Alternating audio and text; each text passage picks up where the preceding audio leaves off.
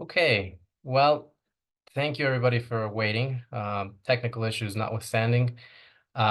This is the final webinar of the Spring 2024 series. After this is the ICABR conference, which I know Arone will join us in Ravello. We look forward to that. This is incredible how time flies, because I proposed this back in January and now it's here, and in about 3 weeks we go off to the conference. So that's really cool. It's been very interesting, many incredible talks from practically all over the world. And this time we go back to Latin America, we go back to Brazil. Arone, who is a master's student, she's finalizing her master's degree in the University of Porto in environmental economics and management. And she is going to talk to us about, if I remember correctly, and correct me, I'm sorry, a little bit about agribusiness in Brazil. And then Jose is going to talk to us. Jose, already an established researcher at IPEA Brazil. He will talk to us a little bit more on the econometric side, if I remember correctly. So the way I would like us to proceed is that, Arone, you go ahead and give your presentation first. And then we'll pass it off to Jose. And then we'll take all questions in the Q&A section at the end. And yeah, we'll do it that way. So please, by all means, go ahead and whenever you're ready, Arone. So, thank you, Diego. Thank you for organize this meeting. I think that's a good opportunity for us to improve ourselves as researchers. And I would like now, thank you everybody for being here. And especially, I would like to thank José Eustáquio for being my coordinator.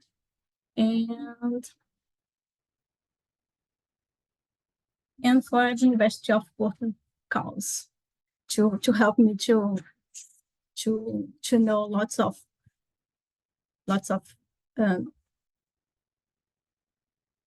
things about sustainable. And I'd like to, I will share my screen, okay? Screen. Let me know if it's okay, if you can see. We can't for the moment. Do you have? Yeah, there you go. Yes, I share my. And now, where is it? Yes, if you can go full screen. Oh yeah, this is being recorded, okay.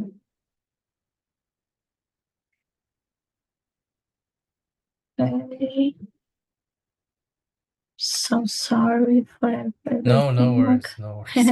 Please, by all means. No leaving meeting, no leaving meeting.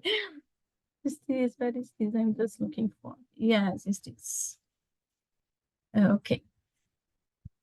Awesome, all you. Yes, let's go. Diego have ever said, my name is Arone. I'm a master's student at the University of Porto, and I love sustainable talks. This is the point. My research it's running now, and it's about sustainable credit concession and an analysis of Brazilian agribusiness. I will show you this presentation is split in 5 parts: introduction, purpose, methodology, results. Let me everybody seeing this, okay? Everybody understands, yes. Purpose, methodology, results, discussion, and in the end, the conclusion. Introduction will be a bit long, but I think that's necessary. The agriculture triple has a triple challenge today. And it's not just providing food. The agriculture needs to provide livelihoods for all along the food value chain. And even if to increase the sector sustainability to combat climate change. And this factor, they cross one to another. We can do one without the other one.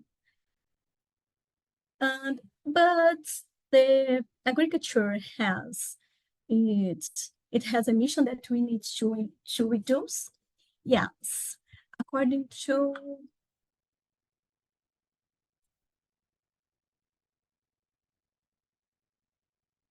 According to International Energy Agency, the agriculture is responsible for 17% of the emissions.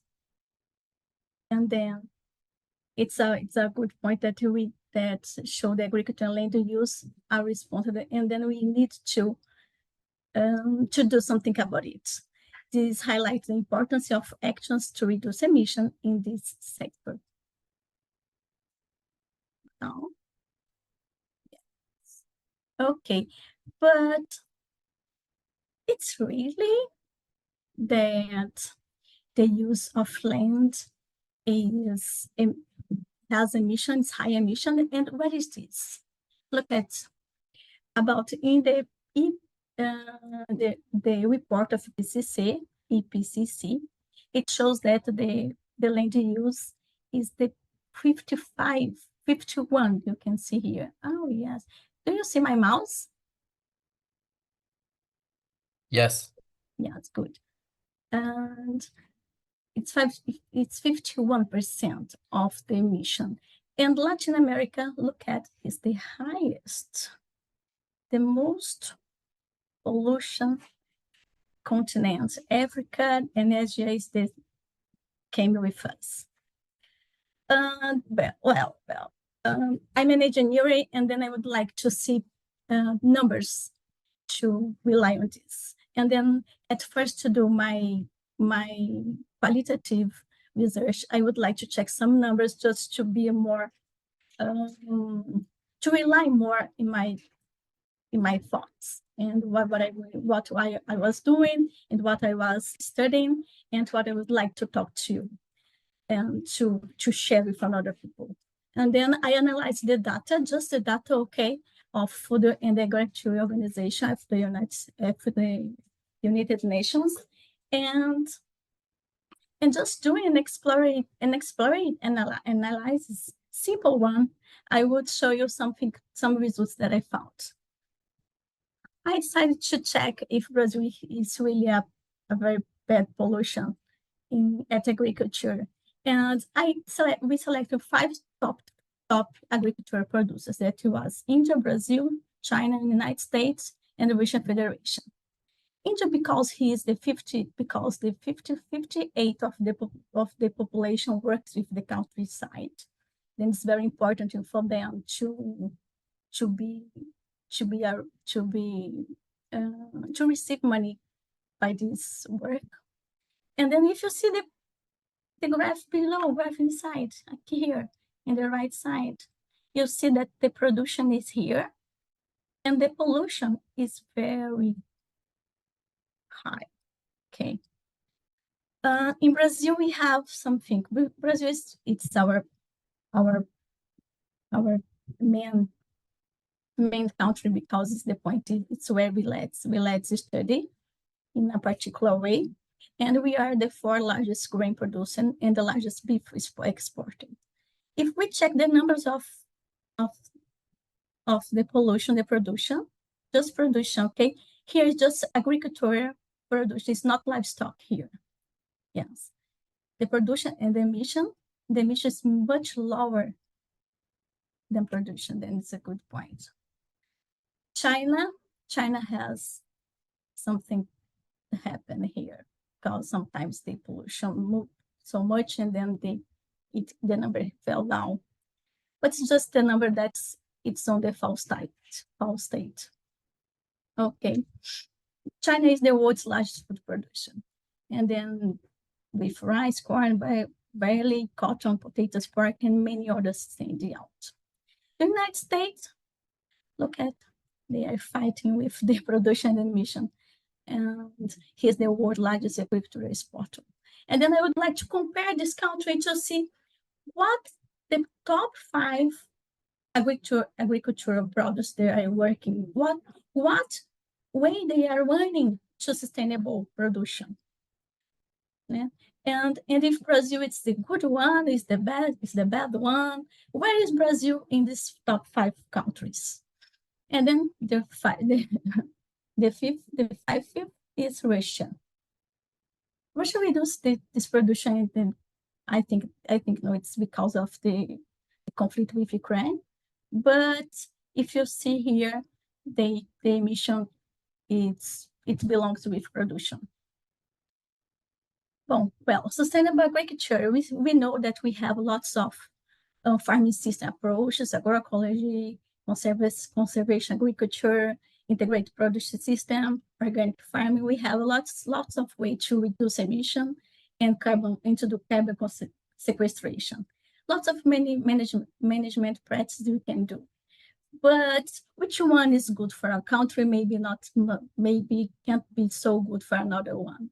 And in part, Brazil, that is a very continental country. We have some practices that are good in one city, and for the other practices will be better. Okay. Then this analysis of data,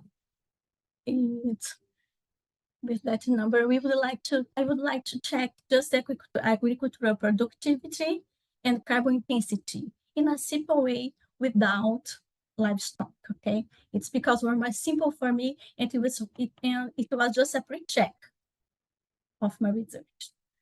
And then we check the agricultural productivity for cultivated land.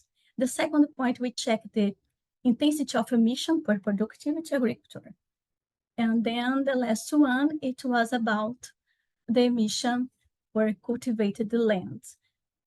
Then the intensity of the land, the carbon intensity of land is the third, carbon intensity of the production, and the first one is the productivity as well.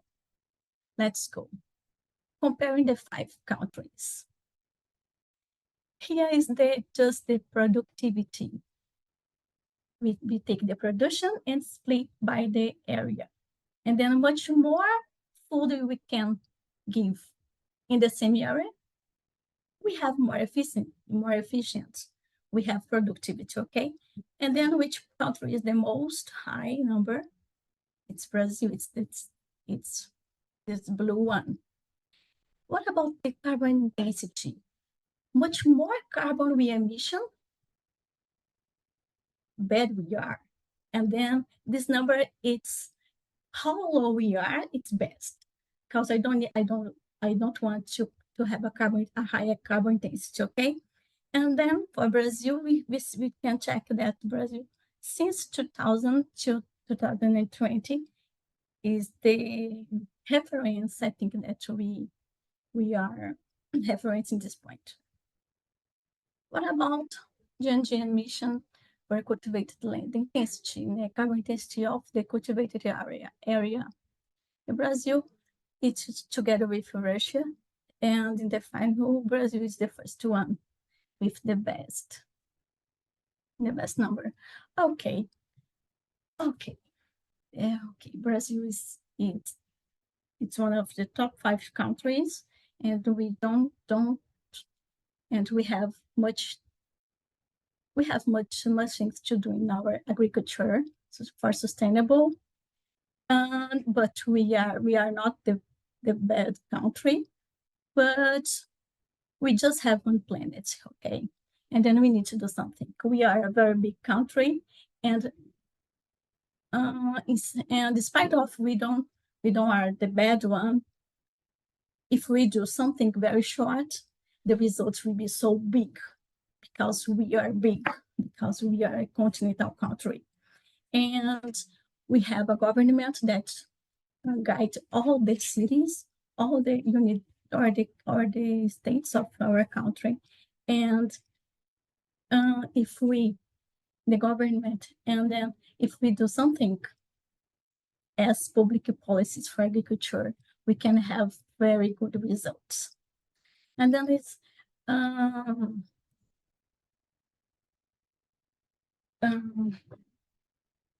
I'm so sorry because this slide is in Portuguese, and it's because Massucado, it's an economist that shows that the government has a very important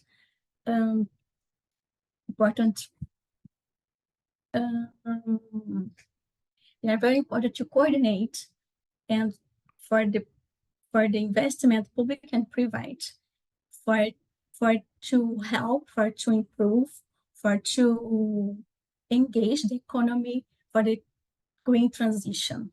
Do you know? And then he's a theory of Mercado. He's a very famous economist nowadays, and he has some advice for how to do it. And where is the financial? And he says that the financial needs to flows. Where would like to go?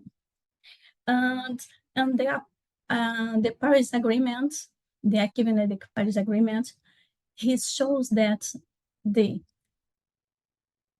financing must be consistent with the goal of keeping the global average temperature increase below 2 Celsius degree. And then it's for we achieve this goal, we need it's required that all financials be consistent with this goal. It's this phrase puts the financial in the top 3 more important things to do for combating the warming planet. But where is the money going? Let's check. For developing countries, it's a graph from IPCC report.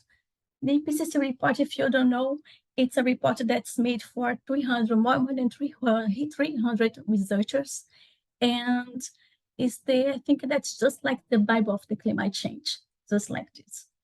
And in which sector the money is going? If you check the electricity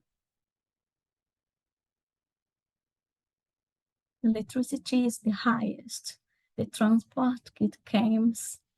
How can I take it off this thing? I can't do it.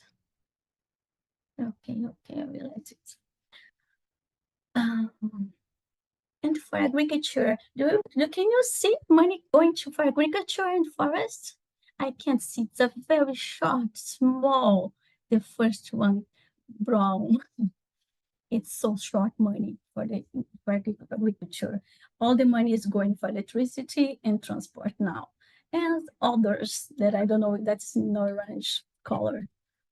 And here by sector, it shows the money and the necessity. If you check agriculture, look at here. I have my mouse. Yes, agriculture, forestry, and other use the land. Agriculture is here. We need to upper in 31% the investment. Today, if we have an investment that's that short blue line here, we need to grow it in 31%. Okay, and then it's the number of all over the world.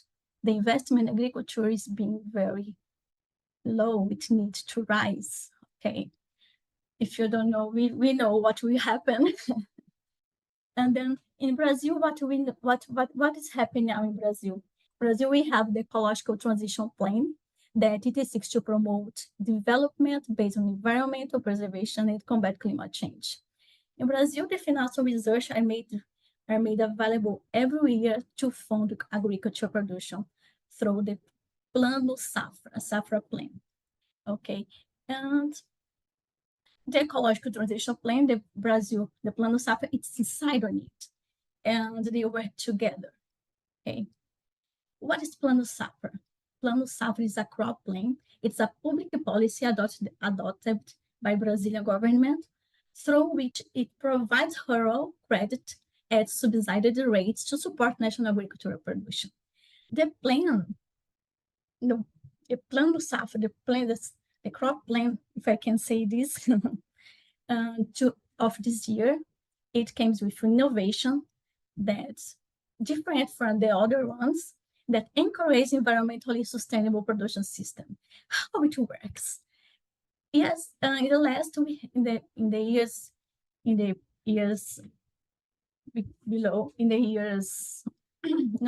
we had a program, ABC program, and now we have the name Renovagro. Just change the name, but Renovagro receive more money, and then it came with regulation that with restriction on credit to those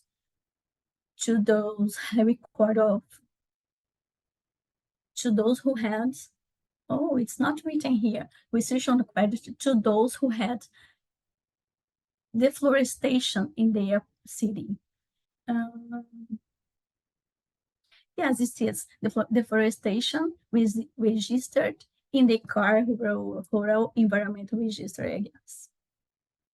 CAR, this name CAR, it's a document that the farmers need to have to be analyzed for the government that certify them that they are ambientally okay. It's certified ambiental rural. And another point that came with the Plano Safra this year, it was the benefits of reducing the rate in 0.5% of reduction for those whose car has been analyzed. Then 2 points. You can't have deforestation points in your farm, because if you have the credit, we don't receive any credit from Plano Safra, okay? And we have more money to renovar and we have benefits. It's the plan. And then well, let's check the impact of ecological transition plan in agribusiness. What we do from the point of view of the granting credit managers, the Plano Safra this year, it's about 364 billion reais. It's just like 65 billion euros or $1 billion, because just like the same nowadays. What's the purpose? In this research, I will analyze in practice how the financial flows of agribusiness are being directed toward the sustainability. And let's check granting with credit. Let's check stories, experience of the farmers, understand regularities in case, expected relationships between them. Okay, and then we check in practice how the money is given for the farmers. And then in practice and checking these stories with the managers of. Then it will be a qualitative research by interviewer rural credit grant managers. The credit concession manager has a financial view. And why I choose them, the credit concession managers, to interview? Because they are responsible for a portfolio of clients. And then if we and they have a close relationship with them, then as part of it is a part of the policy bank that you know your client. Then it makes possible that we understand and share the main interests, impact, and motivations that affect rural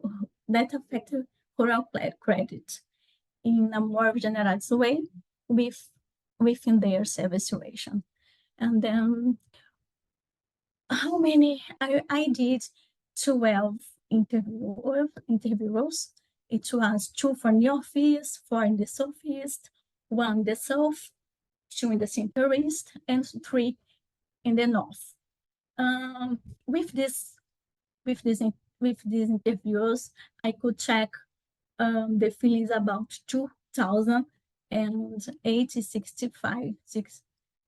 896 clients.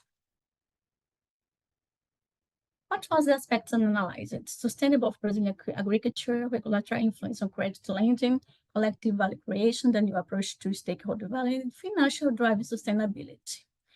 What's the partial result in discussions?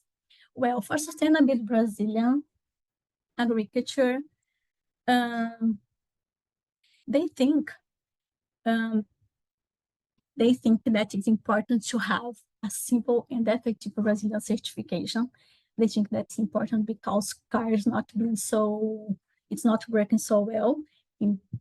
I will explain the next steps. 67% identify difficulty to finance crops with sustainable production, and 92% believe that agriculture in Brazil, they know that agriculture in Brazil is sustainable.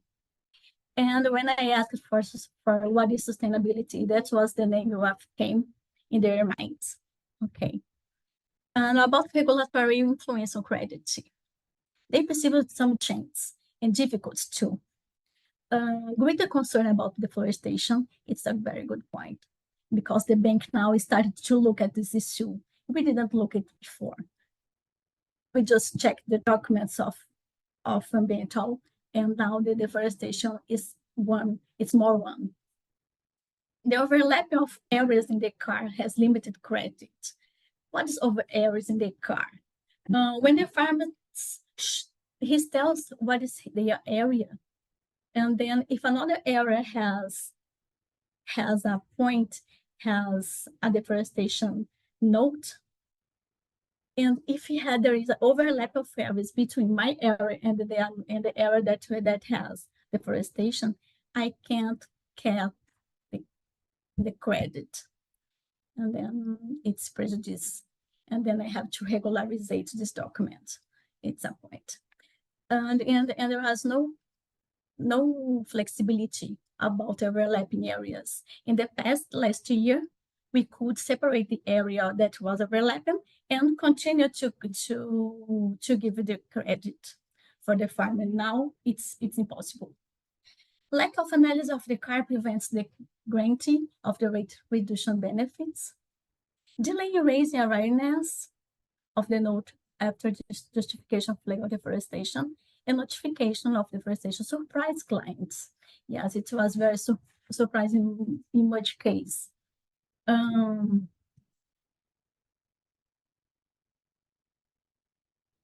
Here in Brazil, I will show you. I'm not really sure, but in Brazil, we see that if a farmer doesn't claim their area land about 1 or 2 years, if they start to claim later in 2 years, he can receive a deforestation note, because because in 2 years the tree grow up so high, and then if you claim, if it's a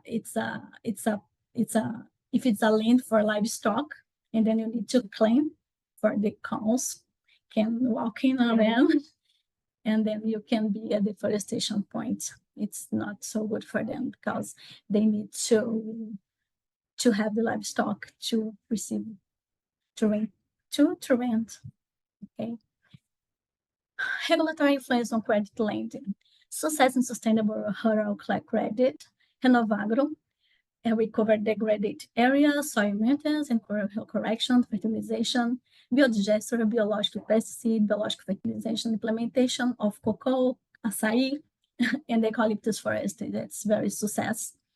That was limitations on granting sustainable rural credit. Manual extraction of açaí, it's something very common in Brazil, and because it happens in environmental reserves, and they buy small products, and they small products, they have difficulty with documentation to do in a reserve area, because the açaí grows in forest and then in the north of Brazil. Crop integration, technical limitation of parameters, we can't give money, we can't do credit, rural credit sustainable for them because of limitation of the system. Car not analyzed. If you remember the news, it was that all farmers that has car analyzed and sustainable practice, they will receive reduction tax, reduction of 0.5% in their rate. But they were not analyzed by the government. Then the clients stayed without these benefits because of the government. And lack of flexibility in overlapping areas in the car, that I have explained it for you. Well, regulatory influence on credit lending, agricultural projects with sustainable practices that were higher by the credit deadline or restriction, 75%. 10% had clients adopting sustainable practices. 8% have no clients with core analyzed, then 8% of the country don't have core analyzed, did you know? 97% they perceive a change of the granting of agricultural credit in the 2023-24. Collective value, the 3 points: collective value creation, a new approach to stakeholder value. It's Mariana Mazzucato theory. And this theory has said that if you want to change, have a transition, a green transition, sustainable change, innovation, you need to do it 4 steps, 4 simple steps. Have training actions being carried out to support clients and entrepreneurs. And we think, and in the entrepreneurs, it results that 58% check that it happens. Okay. 42% check it that there is a mission-oriented board being created. 67% say that there is a focus on sustainable agribusiness. And 75% said that there are combined efforts from the public and private sectors. It's a very good point. I think that we have much things to become better, but we are in the right way. And financial drive sustainability, 10% of the entrepreneurs said that understand the importance of directing agribusiness financial resource towards sustainable agriculture production in Brazil. In conclusion, the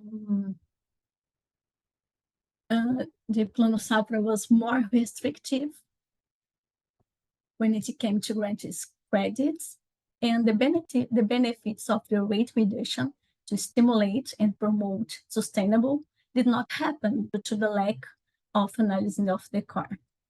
And then we have a lot of good points because greater environmental awareness.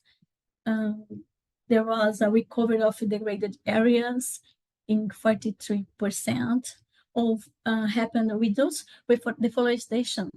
The reducing of deforestation, they said that that the Plano Safra didn't provoke this because the farmer, the serious farmer that need the credit financial, they don't use the deforestation practice, and then it didn't change it. Okay. The increasing renewable energy generation, it was a very good point. And 58% promote sustainable agriculture. It's good too. Thank you so much. Thank you so much. Any question? All right, thank you so much for that. I suggest that we wait a little bit for the questions, and then we have Jose's presentation, then we can take all the questions. So people that have questions for your presentation, and I obviously have a few, please just let's just wait. So Jose, whenever you're ready, you can start sharing your screen and turn on your camera if you can hear us.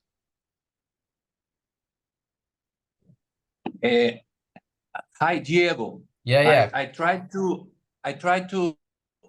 present my speech with my computer, but I need to I don't know what Eustáquio, I think is. Wait a minute. Do you see the green button in the middle of the screen? So if Arone, if you can stop sharing your screen, I think that would help Jose. Yeah. Please. Thank you. Yeah. I think that may be an issue. Let me try. Thank you. Stop sharing. There it is. Yes, good. Jose, can you give it a try now? Yes. Okay, thank you. Are you listening without problem? There is an echo, but Arone, maybe now if you can help us by turning off your camera and screen. Thank you so much. I will do the same, and maybe can you share your screen now, Jose? Yes. Wait a minute. Okay, there's an echo.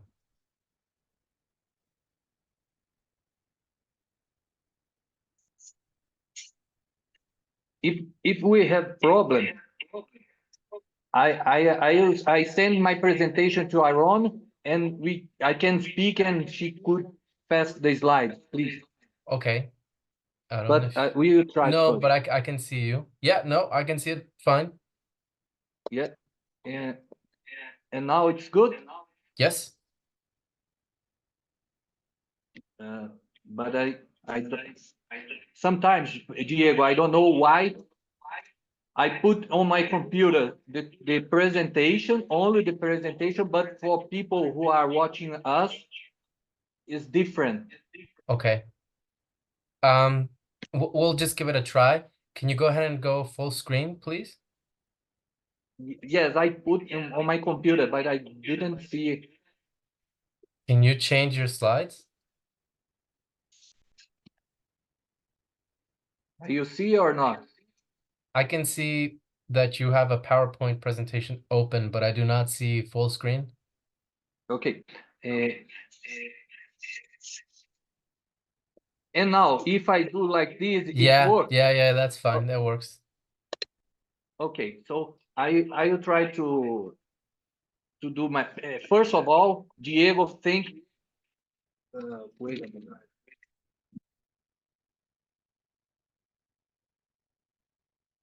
First of all, I thank you.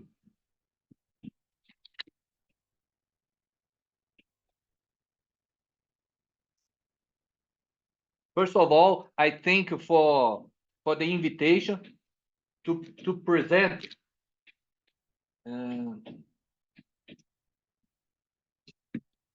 First of all, I thank you for the invitation to present here some knowledge about the Brazilian agriculture. It's a part of a research that I did a few years ago, and tried to study a little bit more about science and technology in agriculture productivity.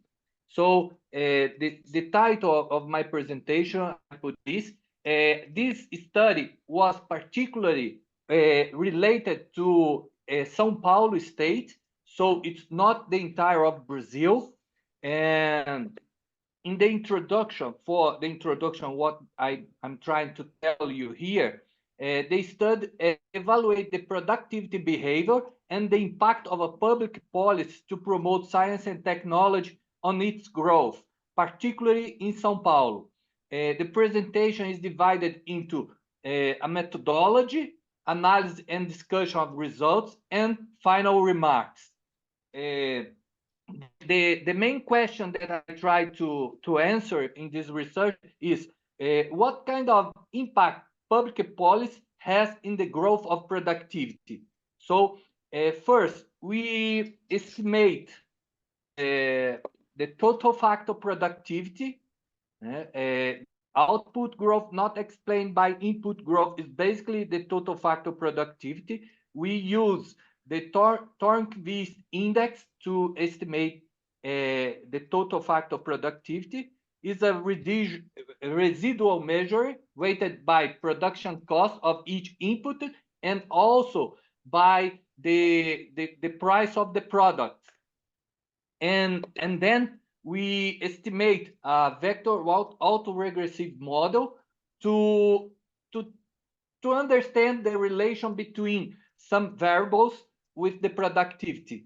So we try to study research support, rural extension, training, and also science, and what kind of impact these variables could have in productivity.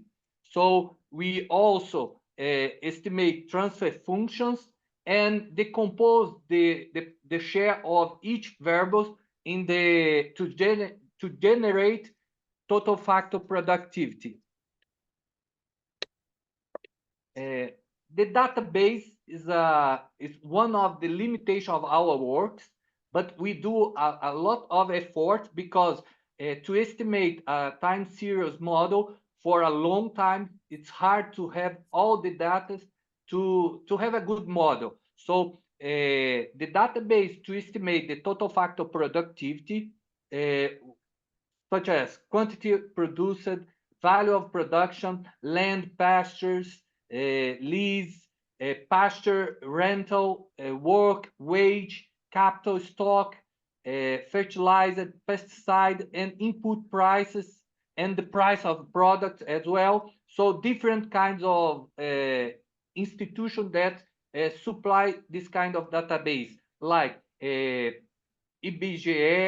IEA, RICE from Minister of Labor, Anfavia from the private sector that sells tractors and harvest, and for fertilizer and pesticides, and also Falstaff data. For the econometric model, to estimate the VAR model, we analyze the total factor productivity, research support, science expenses, training, the research support, science, training, and extension, rural extension are all of them by spending. So this information was collected also by different institutions such as CAPES, CNPq, FAPESP, Embrapa, APTA. Most of these institutions is located in São Paulo because the study is focused in that state. So USP, Unesp, Unicamp as academic institutions, CPS and CAT for rural extensions. So it's a huge combination of different databases from different institutions. So all this was a lot of work to estimate total factor productivity in our model. Some numbers of São Paulo production. So in 1974, sugarcane, corn, soybean, coffee, oranges, beef, and chicken meat represent 62% of the value of production in 1974, and the rest of products 38%. In 2020, the main products represent 82% of the value of the products, and just 18% the rest of products. So we work between 21 products were studied in the state of São Paulo. The most important products were sugarcane, corn, soybean, coffee, orange, beef, and chicken meat. And from 1974 to 2020, the share of most relevant products jumped, as I mentioned before. In sugarcane and orange productions, São Paulo State was the first top producers in Brazil. So when we try to look the land use indicators, I choose cropland, pasture, and stock rate so to understand the agricultural production and also the livestock production. So even the pasture land decreasing over the time, and at the while at the same time you have an increasing of the cropland, the sum of agriculture and livestock was reduced from 16.6 to 15.1 million hectares. The reduction in land use was accompanied by a higher productivity, and also when we look for the stocking rate rose from 0.9 to 1.7, while the national index was in average 1.1 last year. When I say last year, it's 2020. About technology in Brazil, another research that we did here before, we compared two census data and tried to decompose technology, labor, and land to explain the growth of production.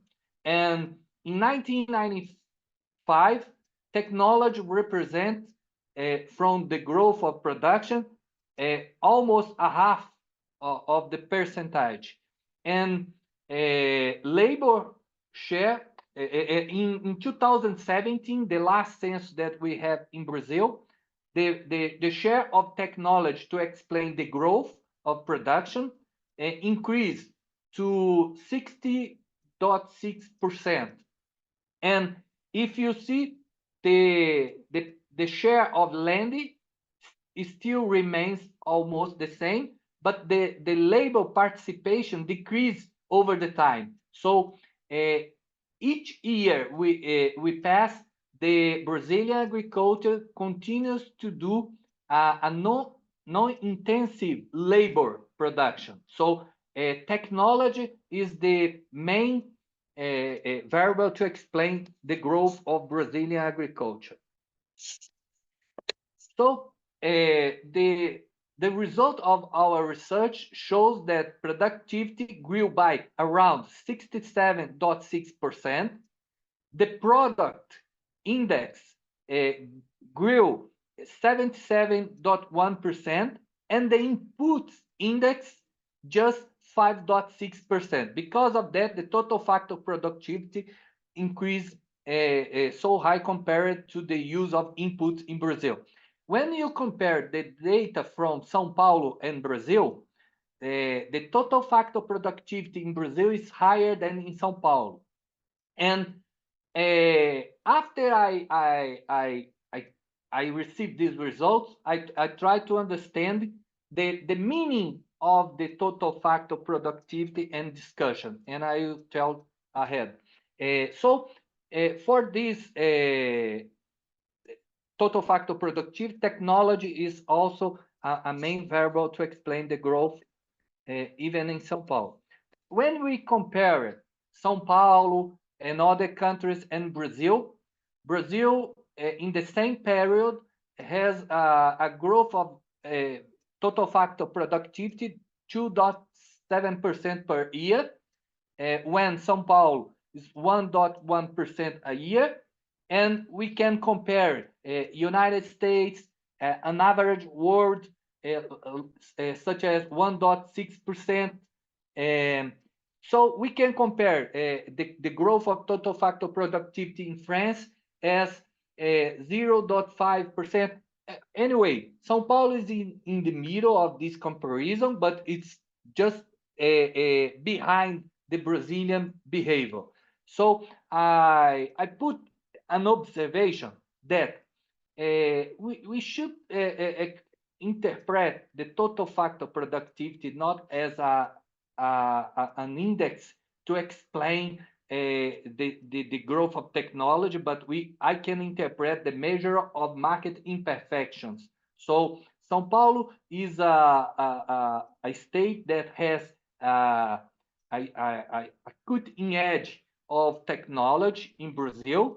And because of that, the growth in total factor productivity is more difficult than we compare to other regions in Brazil. Because of that, the growth of total factor productivity is less than when you compare the amount of Brazil. And so the FAPESP expenses in support, research support, or even in science and research, and over the period from 1976 to 2020, the expenses for support research is around, in average, 22%. But when you include all support for research, the average is around 95%. So FAPESP expenses are central to promote science and technology in the state of São Paulo. In this period, from 1976 to 1994, the share of FAPESP expenditure on science and technology jumped from 1% to 15%, peaking in 1999, more than a half of expenditure. From 1976 to 2020, the average of share FAPESP expenses in all science and technology expense was around 22%, and FAPESP expenditure on funding was, in the period analyzed, around 95%, as I mentioned. And so the absorptive capacity of technology, I'm really sorry not to translate some graphics that I present here, but I try to explain my words. Fomento is the funding or research support, pesquisa, research and science, capacitação, training on labor force, and extension is rural extension. So we have here the expenses on the absorbed capacity that I try to concept this amount of money to support the science and technology in São Paulo. So it's hard to study a long period of time by time series, not a lot of data, but it's an effort to try to explain the growth of productivity. So it's a limitation because Brazil in 1970s is one country and Brazil today is another. So a lot of change during this long period happens in Brazil. But we estimated 3 different models because some variables like funding, research, training, and even extension, we try to mix it, a combination of them, and estimate 3 different models.